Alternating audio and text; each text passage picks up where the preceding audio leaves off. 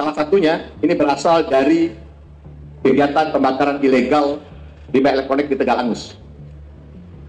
Saya jelaskan tadi, mengingat pembakaran ilegal limbah elektronik. Penyidik Kementerian Lingkungan Hidup dan Kehutanan menetapkan 4 orang pelaku pembakaran limbah B3 elektronik ilegal sebagai tersangka. 4 tersangka itu merupakan warga Kabupaten Tangerang, Banten.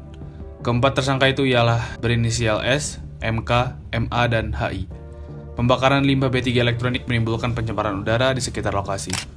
S, MK, dan MA merupakan pemodal dari kegiatan pembakaran ini, sedangkan HI adalah pelaku di lapangan.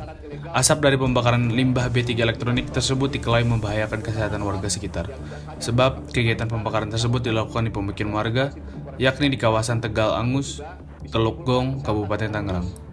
Berdasarkan penjelasan rasio, kasus ini masih berkaitan dengan penetapan tersangka salah satu direktur PT XLI, direktur dengan inisial BSS, sudah ditahan di Rutan Salemba. Karena sumber bahan bakunya yang diolah oleh PT XLI, salah satunya berasal dari kegiatan pembakaran ilegal limbah elektronik di Tegal Angus, katanya.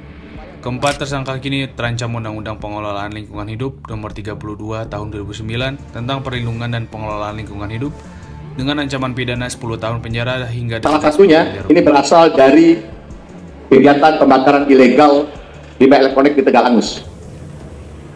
Saya jelaskan tadi, mengingat pembakaran ilegal limbah elektronik ini menimbulkan asap yang tidak hanya menyebabkan pencemaran udara di sekitar lokasi berdasarkan hasil pengukuran kami lakukan, namun juga bisa menimbulkan kesehatan yang sangat serius bagi masyarakat yang ada di sekitar sana, karena dilakukan di wilayah pemukiman.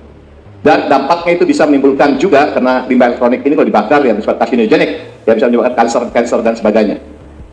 Dimana di dalam proses penetapan tersangka ini akan jelaskan Pak Yazid kronologisnya. Namun perlu saya sampaikan, ini merupakan upaya yang kami lakukan untuk memutus rantai kejahatan berkaitan dengan pengelolaan limbah secara ilegal dan juga pengelolaan limbah yang menyebabkan pencemaran lingkungan dan membahayakan masyarakat. Karena kita ketahui kan saat ini juga tim kami juga sedang di lapangan, kami menugaskan 100 lebih pengawas dan penyidik untuk melakukan pemantauan pengawasan.